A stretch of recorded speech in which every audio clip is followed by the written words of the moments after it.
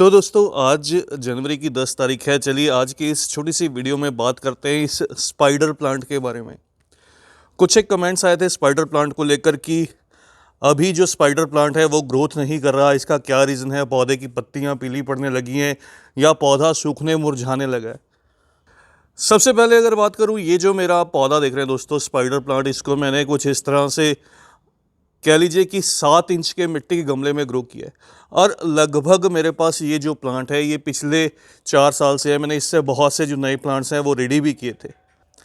Spider plant जो रहता है एक नासा रिकमेंडेड रहता है। ये ऐसा पौधा है जो हवा को शुद्ध करता है, एयर प्यूरीफायर प्लांट है। और इसको मेनली अगर बात करूं तो ब्राइट लाइट लोकेशन जहां पर अच्छी रोशनी रहती है या फिर सुबह सुबह की धूप रहती है, ऐसी जगह पर प्लेस करना बहुत बढ़िया रहता है।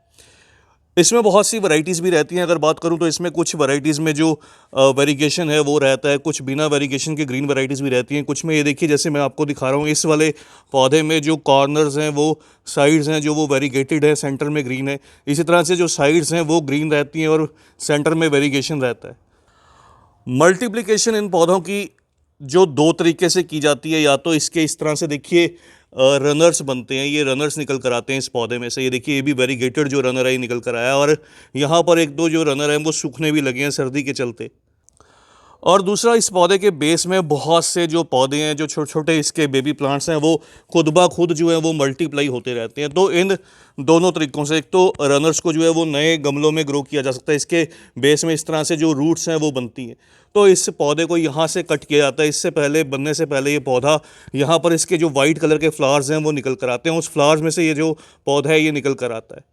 दूसरा, जब ये पौधा पूरी तरह से फिल हो जाता है तो रीपॉटिंग के दौरान इसके सारे जो नीचे से जो बेबी प्लांट्स हैं वो मल्टीप्लाई कर लीजिए, उनको डिवाइड कर लीजिए कट करके, तो एक से कई जो नए पौधे हैं वो रेडी किए जा सकते हैं। हाँ, कुछ केसेस में ऐसा होता है कि आपके पौधे में से जो रनर है वो निकल कर नहीं आता। बहुत से कमेंट्स रहते हैं हमारे प्लांट में से इस तरह से जो रनर है वो निकल कर नहीं आया, बेबी प्लांट निकल कर नहीं आता। उस चीज़ का एक बड़ा रीज़न रहता है, देखिए, या तो सनलाइट की डेफिशिएंसी रहती है पौधे में। दूसरा बड़ा रीज़न रहता है कि आपके पास स्पाइडर प्लांट ना होकर दूसरा कोई पौधा है, क्योंकि नर्सरी पर स्पाइडर प्लांट से मिलते जुलते बहुत से ऐसे पौधे रहते हैं। खासतौर पर अगर बात करूं तो मैंने पहले भी अपनी वीडियोस में शेयर किया था कि पेंडनस का पौधा बहुत बार नर्सरी पर जो है वो स्पाइडर प्लांट के चक्कर में बहुत से जो गार्डनर्स हैं वो परचेज़ कर लाते हैं। और पेंडनस का जो पौधा रहता है वो लगभग इसी तरह से दिखाई देता है। उसके भी बेस में बहुत से जो मल्टीपल प्लांट्स हैं वो निकल कर आते हैं, नीचे से वो मल्टीप्लाई होता रहता है। लेकिन जो डिफरेंस रहता है, उसकी जो लीव्स रहती हैं, अगर बात करूं तो वो बहुत थिक रहती हैं, बहुत मोटी मोटी रहती हैं। और वहीं पर अगर स्पाइडर प्लांट की लीव्स की बात करूं तो थोड़ी सी ये पतली रहती हैं उस पेंडनस के मुकाबले। तो पेंडनस पर भी मेरी ऑलरेडी जो वीडियोज़ हैं वो अवेलेबल हैं यूट्यूब पर, पेंडनस की किस तरह से पहचान की जाए। दूसरा, पेंडनस के पौधे की जो लीव्स हैं वो थोड़ी ब्रॉड रहती हैं, थोड़ी चौड़ी चौड़ी पत्तियाँ रहती हैं, वेरिगेशन उनमें बहुत ज़्यादा रहता है, गोल्डन कलर के वो पौधे रहते हैं।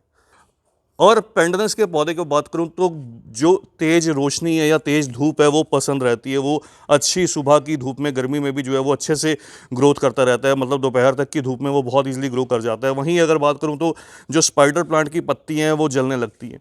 ह्यूमिडिटी इन पौधों को पसंद रहती है। अगर आप नोटिस कीजिएगा, बरसात के मौसम में ये पौधे बहुत तेज़ी से बढ़ते हैं, लेकिन अभी क्या है, सर्दी का मौसम है, तो सर्दी के मौसम में ये पौधे थोड़े से ड्राई साइड में जाने लगते हैं। एक तो इनका जो ग्रोइंग सीजन है वो स्लो हो जाता है, इनकी ग्रोथ जो है वो रुक सी जाती है इस सर्दी के मौसम में।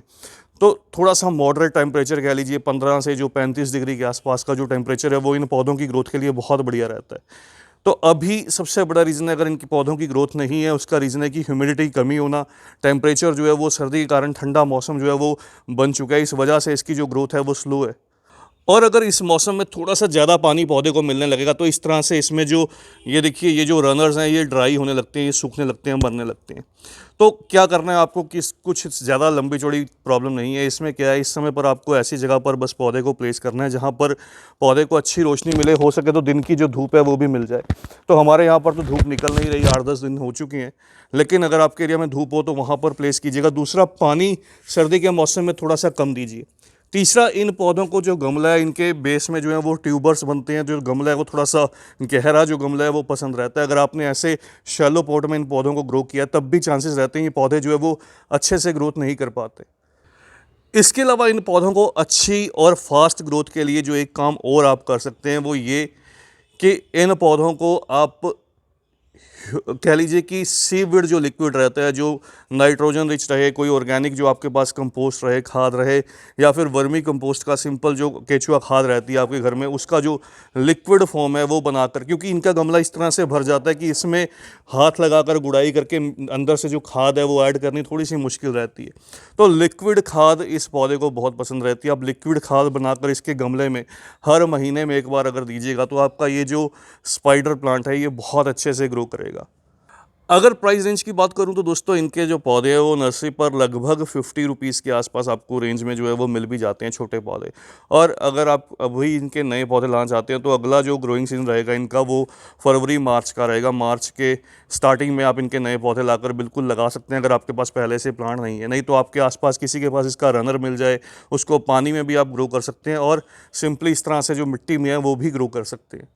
लास्ट में बात करूं दोस्तों अगर मिट्टी की, तो मिट्टी दूसरे सभी पोटेड प्लांट्स की तरह, जो भी पोट्स में जो प्लांट्स रहते हैं उन सभी पौधों की तरह इनको भी जो है वो वेल ड्रेन्ड चाहिए होती है। आप एक हिस्सा मिट्टी, एक हिस्सा खाद, एक हिस्सा कोकोपीट और एक हिस्सा जो है वो वर्मी कंपोस्ट या गोबर की सड़ी हुई खाद, जो भी आपके पास रहे, दोनों में से किसी एक चीज़ का इस्तेमाल करके जो है वो जो मिट्टी है वो रेडी कर सकते हैं।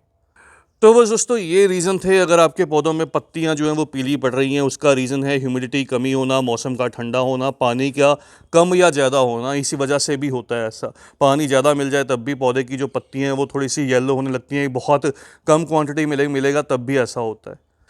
तो बस दोस्तों ये थी इस पौधे के बारे में सारी जानकारी जो आपके साथ शेयर की आज की इस छोटी सी वीडियो में। इतना ही, जल्द ही मिलते हैं किसी और नए टॉपिक के साथ, किसी और नई वीडियो के साथ। तब तक के लिए bye, happy gardening, take care.